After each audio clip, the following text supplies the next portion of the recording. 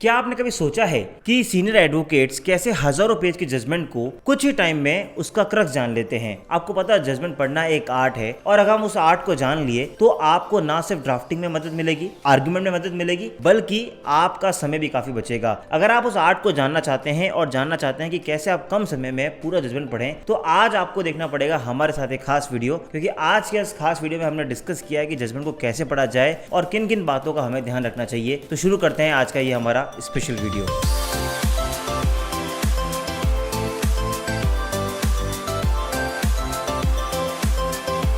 Lawyer हो, business founders हो, entrepreneurs हो, एचआर हो, आप चाहे किसी भी फील्ड में हो, सबसे बड़ी समस्या होती है एग्रीमेंट को ड्राफ्ट करना और उसको एग्जीक्यूट करना। तो दोस्तों, उन सब का एक सॉल्यूशन है लॉयर इन बॉक्स, एक ऐसा टूल, एक ऐसा कोर्स जिसमें आपको मिलते हैं 6000 से ज्यादा वर्ड और पीडीएफ फॉर्मेट में डॉक्यूमेंट्स, जिनको आप डाउनलोड कर सकते हैं और अपनी नीड के अकॉर्डिंग उसको फिल करके अपने काम को एग्जीक्यूट कर सकते हैं। तो नीचे दी गई लिंक पे क्लिक करें और इस कोर्स को आज की आज सब्सक्राइब करें। नमस्कार दोस्तों, मैं हूं आपका अपना वकील दोस्त एडवोकेट नमन मनोत और आप मेरे साथ देख रहे हैं लीगल शॉर्ट्स, वो चैनल जो आपको देता है कानून से जुड़ी हर छोटी सी बड़ी जानकारी। और हम ऐसे वीडियोस बना रहे हैं जिससे आपको वकालत करने में काफी मदद मिले। अगर आपने चैनल को सब्सक्राइब नहीं किया है अभी तक तो सब्सक्राइब कर लीजिए, बेल आइकन दबा दीजिए ताकि आप तक हम इसी तरह के इन्फॉर्मेटिव वीडियोस लाते रहें। आज हम बात कर रहे हैं कि जजमेंट को कैसे पढ़ा जाना चाहिए। तो सबसे पहली बात जो हमें क्लियर करनी होगी कि हमें इस जजमेंट का हर एक वर्ड पढ़ना होगा। जी हाँ, अगर आप सोचें कि आप उस जजमेंट को शॉर्ट में पढ़ लें या उसका ब्रीफ पढ़ लें तो कभी भी वो पर्पस सॉल्व नहीं होगा। इसलिए आपको जजमेंट का हर वर्ड पढ़ना है। अब आपको करना क्या है कि जितना पॉसिबल हो सके जजमेंट का प्रिंट आउट लीजिए, बिकॉज अगर हार्ड कॉपी आपके पास में है तो आपको जजमेंट पढ़ने में आसानी होगी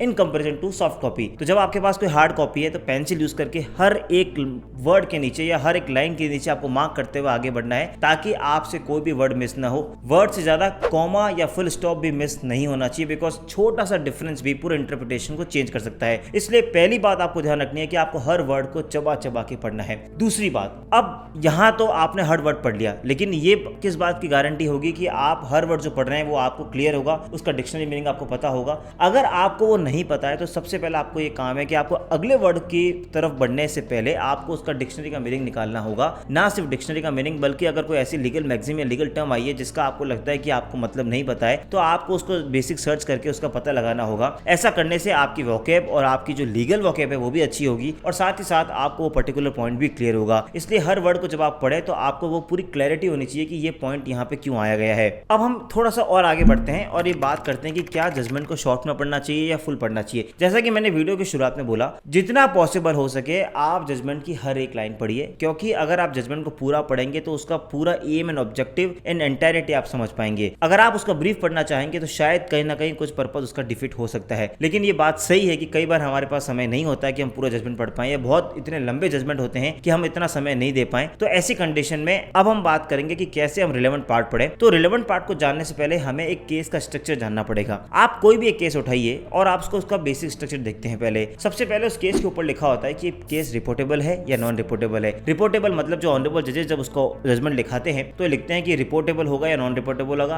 अर्थात क्या इसको रिपोर्ट किया जाएगा या नहीं। जनरली जितने भी लीगल इश्यूज होते हैं जो कोर्ट को लगता है कि ये फर्स्ट टाइम ऐसा इश्यू डिसाइड कर रहे हैं या कुछ लीक से हटकर नई बात आई है तो उसको जनरली रिपोर्टेबल किया जाता है। उसके बाद उस कोर्ट का नाम लिखा जाता है कि किस कोर्ट का ऑर्डर है, चाहे सुप्रीम कोर्ट हो चाहे हाई कोर्ट हो। उसके बाद उसके बारे में लिखा जाता है कि ये सिविल की है, क्रिमिनल की है या रिट है। तो आपको हमेशा उस पर्टिकुलर लॉ की ब्रांच के बारे में पता लगेगा। और उसके आगे लिखा होता है केस का नंबर। केस के नंबर से आप ये पता लगता है कि ये उस पर्टिकुलर ईयर में डालेगी कौन से नंबर की पिटीशन है। और उसके आगे लिखा होता है उस पिटीशन का साल। यानी फॉर एग्जाम्पल अगर मैं बात करूं कोई केस का नंबर है क्रिमिनल अपील नंबर 56/2017, इसका मतलब 2017 के अंदर उस कोर्ट में जितनी भी क्रिमिनल अपील डाली गई है उसमें ये 56 नंबर की क्रिमिनल अपील है। तो इस तरीके से आप किसी का भी नंबर डिनोट करके पता लगा सकते हैं कि ये कहां का मैटर है और किस नंबर की पिटीशन है। और ये नंबर अगर आपको ध्यान होगा तो कभी भी आपको आगे फ्यूचर में रेफर करने में भी आसानी होगी। उसके बाद लिखा होता है पार्टीज का नेम। जनरली पिटिशनर या जो अपीलांट होते हैं, इसका मतलब वो जो कोर्ट में आए हैं या जो निचली कोर्ट को चैलेंज करते हुए ऑर्डर को ऊपर आए हैं, उनका नाम होता है। और सामने सामने होता है डिफेंडेंट या रेस्पोंडेंट की तरफ उन लोगों का नाम जिनके खिलाफ आप यहाँ पे कोर्ट में आए हैं। तो यह पार्टी की डिटेल्स दी होती है जिससे आपको पता लगता है कि इस केस में कंटेस्टिंग पार्टीज कौन कौन है। अब उसके बाद शुरू होता है पर्टिकुलर कोई जजमेंट। तो आप जजमेंट में आप देखेंगे कि कई बार ऑनरेबल जजेस का नाम ऊपर लिखा होता है, कुछ जजमेंट के अंदर ऑनरेबल जजेस का नाम सबसे एंड में लिखा होता है। अब आपको ये देखना है कि वो बेंच कितने जजेस की है और उसमें से जजमेंट किसने लिखा है, क्योंकि उस पर्टिकुलर पॉइंट पर भी हम आगे बात करने वाले हैं कि किस तरह से आपको माइनॉरिटी या मेजोरिटी के ओपिनियन को ध्यान रखना होता है। लेकिन अभी हम बात करें जजमेंट के स्ट्रक्चर की, तो जैसे ही आप जजमेंट के हम आगे बढ़ेंगे तो सबसे पहले ये लिखा होता है 2 या 4 लाइन के अंदर कि ये जो अपील है या जो यहाँ पर आप इस हायर कोर्ट में आए हो उसमें आपने किस लोअर कोर्ट के कौन से ऑर्डर को चैलेंज किया है। तो आप हमेशा देखेंगे कि जब भी कोई सुप्रीम कोर्ट का जजमेंट होगा उसमें पहले किसी न किसी हाई कोर्ट के एग्रीड ऑर्डर की बात होगी जिसको चैलेंज करते हुए आप ऊपर सुप्रीम कोर्ट आएंगे। या अगर आप कोई हाई कोर्ट का जजमेंट पढ़ रहे हैं तो उसमें हमेशा ये जनरली लिखा होगा 99% केसेस में, अनलेस कि वो ओरिजिनल जुरिडिक्शन का है, कि आप किस ट्रायल कोर्ट के ऑर्डर को चैलेंज करते हुए हाई कोर्ट में आए हैं। तो सबसे पहले उसके बारे में बेसिक डिटेल्स दी होगी लोअर कोर्ट की, और उसके बाद शुरू होते हैं केस के फैक्ट्स। जनरली हर लाइन को लिखना पॉसिबल नहीं होता, इसलिए उस पूरे केस की जो फैक्ट्स एंड सर्कमस्टेंसेस होते हैं उसको शॉर्ट में लिखा जाता है और वो रिलेवेंट पॉइंट लिखा जाता है जो उस केस के एडजुडिकेशन के लिए बहुत इंपॉर्टेंट होता है। जब सारे फैक्ट्स आ जाते हैं तो उसके बाद कोर्ट आगे बढ़ती है और दोनों साइड के जो काउंसिल यानी जो वकील साहब होते हैं उनके आर्गुमेंट को लिखा जाता है। हर पक्ष का वकील अपने अपने आर्गुमेंट देता है और साथ ही साथ ऑनरेबल सुप्रीम कोर्ट या कोई ऑनरेबल हाई कोर्ट के कोई लैंडमार्क जजमेंट पर रिलाई करता है तो वो साथ साथ उनको भी आर्ग्यू करते हैं। तो जब भी आप देखेंगे फैक्ट्स के बाद दोनों साइड के वकीलों के आर्गुमेंट लिखा जाते हैं विद रिलेवेंट केस लॉज। अब यहाँ से एक स्टेप और आगे बढ़ते हैं और फिर शुरू होती है कोर्ट की रीजनिंग, और यहीं पे आके हमें पता लगता है कि हमें कौन सा रिलेवेंट पार्ट पढ़ना है। क्योंकि जैसा कि मैंने आपको थोड़ी देर पहले बोला था कि कैसे पता लगाएंगे कि रिलेवेंट पार्ट क्या होता है, तो यहीं से रिलेवेंट पार्ट शुरू होता है। क्योंकि अगर आपके पास समय कम है और आपको लगता है कि आपके पास पूरा फैक्ट्स या इश्यूज पढ़ने का टाइम नहीं है तो आप यहां से शुरू कर सकते हैं। क्योंकि अक्सर आपको यहाँ वर्ड मिल जाएगा heard both council of the parties या हर्ड बोथ लर्नेड पिटिशनर या काउंसिल या जो रिस्पोंडेंट काउंसिल है उनको सुनने के बाद हम जो रीजनिंग पे आ रहे हैं। तो यहां से कोर्ट अपनी रीजनिंग देना शुरू होता है और दोनों वकीलों के जो भी जजमेंट उन्होंने रिलाई किए होते हैं या जो उनके आर्गुमेंट उन्होंने रेज किए होते हैं उन दोनों को वो डील करते हैं। तो यहां से आप लॉयर्स के आर्गुमेंट्स को स्किप करके सीधा कोर्ट की रीजनिंग पे आ सकते हैं, जिससे आप सीधा रिलेवेंट पार्ट पे आ सकते हैं। तो ऑनरेबल जो कोर्ट होती है वो दोनों पक्षों के आर्गुमेंट को सुनने के बाद कुछ इश्यूज फ्रेम करती है, उन इश्यूज पे डिटेल में डिस्कस करती है, रिलेवेंट एग्जिस्टिंग प्रोविजंस देखती है, सुप्रीम कोर्ट और हाई कोर्ट के जजमेंट्स को रिलाई करते हुए उस पर आगे अपना कोई ना कोई रीजनिंग हेल्ड करती है। और इससे जब आगे बढ़ते हैं तो फाइनली वो डिसाइड करते हैं कि उस अपील को अलाउ कर रहे हैं या डिसमिस कर रहे हैं और पर्टिकुलर उस केस का डिसीजन देते हैं। कई बार उस डिसीजन को देने से पहले पर्टिकुलर कोई लॉ की भी व्याख्या करते हैं जो लॉ लेट डाउन होता है और जो आगे आने वाले कई केसेस में साइड किया जाता है। तो ये तो हो गया पूरे केस का स्ट्रक्चर, और जैसा कि मैंने आपको कहा अगर आपको ब्रीफ में पढ़ना है तो सीधा हर्ड वाले पार्ट से शुरू करें ताकि आप ऊपर के फैक्ट्स को स्किप कर सकें। हालांकि ट्राई ये कीजिए कि आप पूरा पढ़िए, लेकिन फिर भी अगर समय कम है तो आप यहाँ से पढ़िए। अब हम एक स्टेप और आगे बढ़ते हैं और हमें जैसा कि मैंने आपको पहले कहा हमें ध्यान रखना पड़ता है कि मेजोरिटी माइनॉरिटी ओपिनियन क्या है।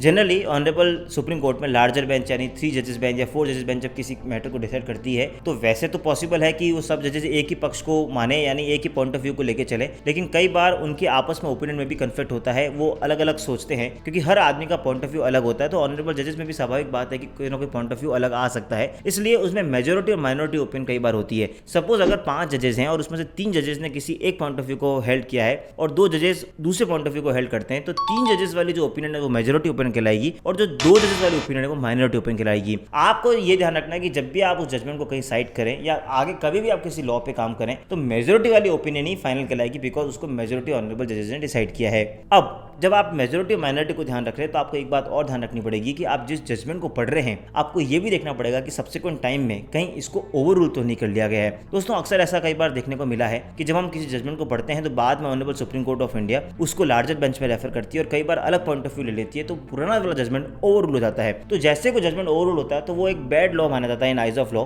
और जो बाद वाला जो सब्सिक्वेंट जो जजमेंट आया होता है वही फाइनल जजमेंट माना जाता है और उसी की ओपिनियन को फाइनली पूरे देश की हाई कोर्ट पे वो बाध्य माना जाता है। एक और कंफ्यूजन हम जनरली लोगों में होता है कि हम ये सोचते हैं कि पूरे जजमेंट को ना पढ़ने के बजाय हम उस केस की जो हेडिंग है वो पढ़ लें, या फिर जो न्यूज़पेपर में जो उसकी ब्रीफ आई है वो पढ़ लें, या कोई छोटा मोटा ब्लॉग उसके ऊपर पढ़ लें, या फिर कोई केस नोट मिल रहा है तो वो पढ़ लें। ऐसा कतई ना करें, क्योंकि कई बार ऐसा देखा गया है कि आप उन चीज़ों पर अगर रिलाई करेंगे तो आपको पता लगेगा कि वो जजमेंट से काफ़ी अलग है, क्योंकि जजमेंट में ऐसा शायद कहीं इंटरप्रेट नहीं भी किया होता है। अक्सर केस ब्रीफ बनाने के चक्कर में जो केस ब्रीफ बनाने वाले हैं वो उसका इंटरप्रिटेशन छोड़ जाते हैं। इसलिए मेरी आपसे रिक्वेस्ट है कि जब भी आप कोर्ट में कोई जजमेंट को साइड कर रहे हैं तो उससे पहले पूरा जजमेंट पढ़ें। किसी भी केस की न्यूज ब्रीफ पे या शॉर्ट्स पे या उसके ब्रीफ पे या कोई बायो पे आप बिलीव ना करें, अदरवाइज आपके साथ ऐसा हो सकता है कि आपको रियल इंटरप्रिटेशन ना मिले जो ऑनरेबल कोर्ट कहना चाहती थी। तो ये सारी बातें आपको ध्यान रखनी है जब आपको जजमेंट पढ़ना है या जजमेंट कभी आगे साइड करना है। अब मैं आपको मेरा एक प्रैक्टिकल एक्सपीरियंस दूं कि अगर आप चाहते हैं कि जजमेंट पे आपकी कमांड आए तो आप एक काम करिए, आप रोज एक जजमेंट पढ़ना शुरू करिए और उस जजमेंट के साथ साथ कांच में जाकर आप उसको जोर से बोलना शुरू करिए, ताकि इससे आपकी इंग्लिश भी सुधरेगी, आपको बोलने का भी एक लहजा सुधरेगा,